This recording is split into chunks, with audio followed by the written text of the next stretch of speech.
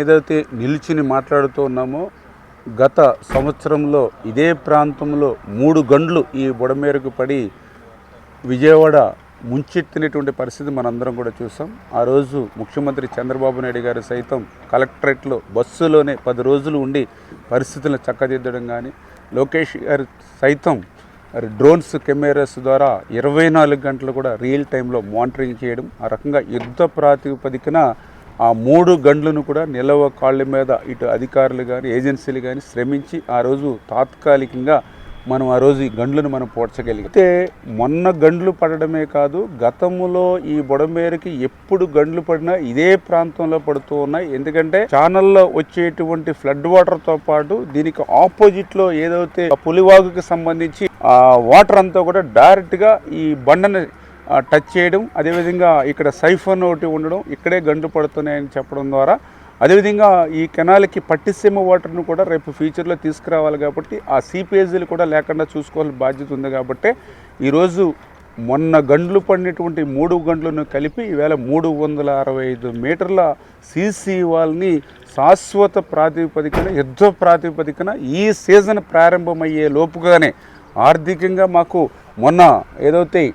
April నెలలోనే approval అయినప్పటికీ కూడా మే నెలలోనే టెండర్లు పిలిచి వర్క్ ఆర్డర్ ఇచ్చి ఇమ్మీడియట్లీ ఈ సీజన్లో మేము ఈ సీసీ వాళ్ళు పూర్తి చేయగలిగాము. అంతేకాకుండా ఈ ఫ్లడ్ భవిష్యత్తులో వస్తాయి అంటే శాశ్వత ప్రాతిపదికన చేయాలనంటే దగ్గర 7-8 వేల కోట్ల రూపాయలు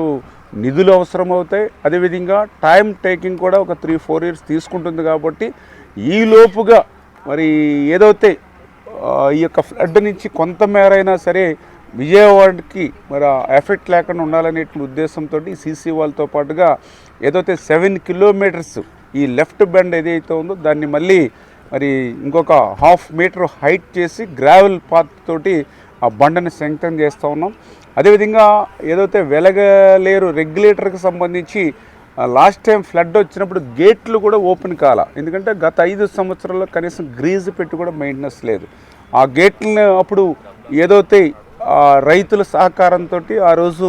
జేసీబీలతోటి ఆ గేట్లు లేపినటువంటి పరిస్థితి. ఇప్పుడు ఆ గేట్లన్నీ కూడా 12 గేట్లు కూడా మళ్ళీ కొత్త గేట్లు 1,80,00,000 రూపాయలతోటి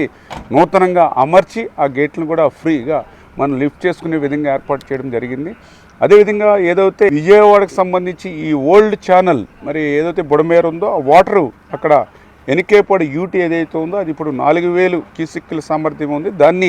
20,000 క్యూసెక్కుల సామర్థ్యానికి పెంచేటువంటి విధంగా ఆ వెనికేపాడు నుంచి కొల్లేరుకి వెళ్ళేటువంటి బుడమేరు డ్రైన్ 57 కిలోమీటర్లు కూడా మొత్తం డీసిల్టింగ్ చేసుకుంటూ దాన్ని కూడా క్లియర్గా ఉంచుకునేటువంటి విధంగా ఆ కొల్లేరుకు వచ్చినటువంటి నీరు కూడా ఉప్పుటేరు మీదుగా సముద్రంలోకి పోయేటువంటి విధంగా 9 కోట్ల రూపాయలు నిధులు ఇచ్చి మన టెండర్లు పిలిచి ఇప్పుడు అక్కడ డ్రెడ్జింగ్ కూడా చేస్తూ ఉన్నాం. అంటే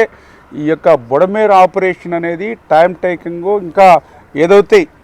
ఆర్థిక పరంగా ఆమోదాలు సెంట్రల్ గవర్నమెంటు, డిజాస్టర్ మేనేజ్మెంటు మరి వీటన్నిటి సహకారంతో వచ్చే లోపుగా మరి ఈ యొక్క కార్యక్రమాలు ఏవైతే ఈ సీసీ వాళ్ళు కానీ గ్రావెల్ రోడ్ కానీ కొత్తగా ఏదైతే రెగ్యులేటర్కి సంబంధించినటువంటి డోర్స్ కానీ డీసిల్టింగ్ కానీ అదేవిధంగా డ్రెడ్జింగ్ కానీ ఈ రకంగా ఈ ఫస్ట్ ఫేజ్ కింద ఎవ్రీ ఇయర్ కొంతమేర ఈ పనులను చేసుకుంటూ, అదేవిధంగా ఈ బుడమేరు డైవర్షన్ ఛానల్కి సంబంధించి ఇది 17,500 క్యూసెక్కుల సామర్థ్యం ఉంటే దీన్ని కూడా 37,500 క్యూసెక్కులకి పెంచేటువంటి విధానంలో ఆ బ్యాలెన్స్ వర్క్లు పూర్తి చేసేటువంటి విధంగా ఈ రకంగా 1 by 1 ఒక్కొక్కటి కూడా పనులు పూర్తి చేసేటువంటి విధంగా గౌరవ ముఖ్యమంత్రి చంద్రబాబు నాయుడు గారి యొక్క ఆదేశాలతో పనిచేస్తున్నామని చెప్పి మీ ద్వారా తెలియజేస్తున్నాం.